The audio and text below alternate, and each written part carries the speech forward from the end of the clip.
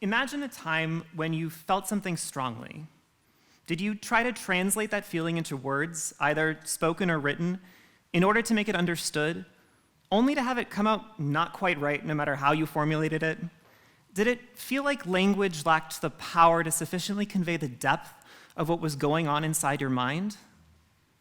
This phenomenon is precisely what I study, but I turn to literature, 17th century French fiction, to be precise, to explore how writers have examined these questions. You see, at a certain point in literary history, after the 17th century, the third-person omniscient narrator came along, and with it, the idea that some all-knowing narrative force could convey objectively anything that happened in the world of a literary text, including what was going on inside a character's mind. Before that point, however, writers conveyed their characters' thoughts and feelings in different and interesting ways, including selectively not conveying them at all.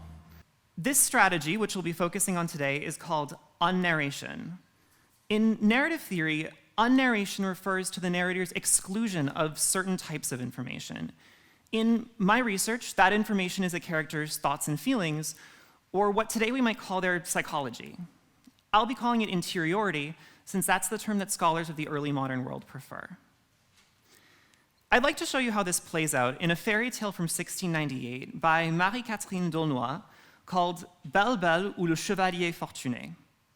In this tale, a daughter named Belle-Belle chooses to disguise herself as a male knight in order to take the place of her ailing father in the king's war. What might seem curious is that Belle-Belle has no difficulty assuming a new masculine identity once a fairy bestows upon her a new name, the Chevalier Fortuné. Belle-Belle, once she begins living as a man, the narrator, for the first time, gives us a window into her interior thoughts and feelings, and at the same time changes pronouns in referring to her, or rather him. Fortuné's new masculine outward appearance, or what today we might call gender expression, doesn't correspond to his biological sex. Belle-Belle, whose name in French literally means beautiful, beautiful, becomes all the more admired once presenting to the world as a man, as Fortuné, adored not only for his external beauty, but also for his inner richness as a character. So, when the Dowager Queen falls in love with Fortuné, and when he subsequently refuses her love, she accuses him of making untoward advances in attacking her, and Fortuné is sentenced to death. At the last minute, however, the executioner removes Fortuné's robe. Belle-Belle's alabaster bosom is exposed to the onlooking crowd, and the spell is broken, so to speak. Everyone learns that he is really a she. Belle-Belle is spared, and soon after is married off to the king, which sounds like a happy ending, right? Marriage to a handsome prince is every fairy tale heroine's dream. But the tale doesn't end right away. Once Fortuné changes back into Belle-Belle, the narrator switches back to using female pronouns to refer to her, and at the same time shuts out that deep interiority that she had developed as Fortuné. Moreover, Belle-Belle no longer speaks, so we don't know whether this marriage is what she truly wants, or whether she even has a choice. Marie-Catherine d'Aulnoy is widely hailed as being the first in the literary tradition of France to publish fairy tales, and it seems revealing that only after we pay closer attention to the narration and subsequent un-narration of interiority does this fairy tale's happy ending show itself to be less than happy.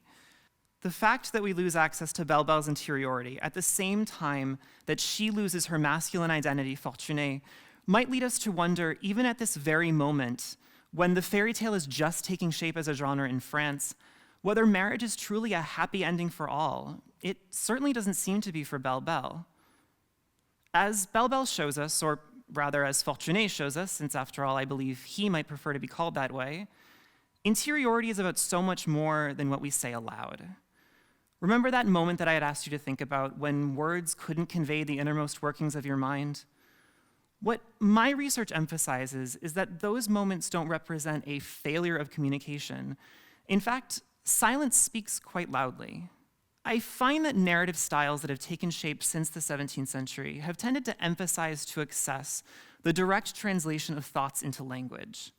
The idea, the assumption really, that a fictional narrator can, does, and should objectively convey a character's thoughts in language has helped shape and continues to help shape what I view as our collective over-attentiveness to what we do say about our own lived experiences, to the detriment of what we don't or can't say. So I hope we'll learn from Fortuné's example and listen more closely to what, for one reason or another, we're not saying. Thank you.